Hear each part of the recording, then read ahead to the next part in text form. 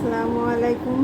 আমি ডাক্তার শাহনাজ পারভিন, প্রাচ্য হোমিও হলের পক্ষ থেকে সকলকে আমার চ্যানেলে আমন্ত্রণ জানাচ্ছি।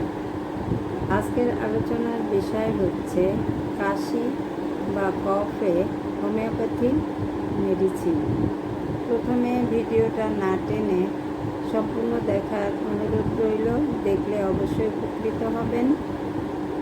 যদি আমার ভিডিওটা ভালো লাগে ও আপনারা উপকৃত হন তাহলে অবশ্যই লাইক, কমেন্টস ও শেয়ার করবেন, সাবস্ক্রাইব করে পাশে থাকবেন।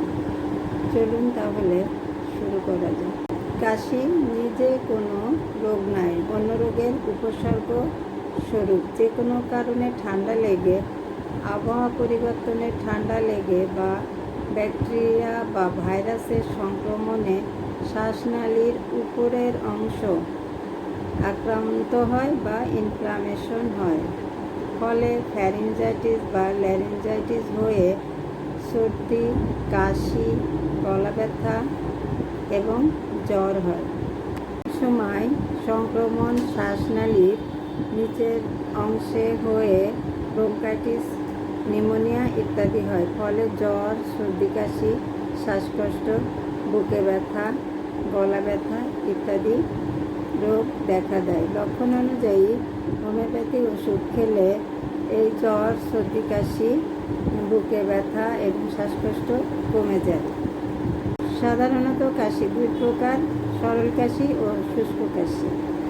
কাশতে কাশতে যদি কোনো প্রকার কফ না ওঠে তাহলে তাকে শুষ্ক কাশি বলে, এবং কাশির সময় যদি তরল কফ ওঠে তাহলে তাকে সরল কাশি বলে। তো এই কাশির লক্ষণ অনুযায়ী হোমিওপ্যাথিতে যে কার্যকরী মেডিসিনগুলো আছে সেগুলো নিয়ে আপনাদের সাথে এখন আলোচনা করব। এই কার্যকরী হোমিওপ্যাথি ওষুধগুলি হচ্ছে rhus tox, bryonia, dulcamara, gelsemium, hepar sulph, aconite, ipecac, conium, phosphorus, antim tart, causticum ইত্যাদি। লক্ষণ অনুযায়ী এর যে কোনো একটি ঔষধ 200 শক্তি দিনে 4 বার 5 ফোঁটা করে খালি পেটে খেতে হবে। এবং যদি দেখা যায় যে এই 200 শক্তি খেয়ে কাশি একেবারেই সারছে না, সেই ক্ষেত্রে অনেম 4 বার খালি পেটে 5 ফোঁটা করে খেতে হবে। তাহলে কাশি অনেকাংশে কমে রোগী সুস্থ হয়ে যাবে। দর্শক, আজ এই পর্যন্ত।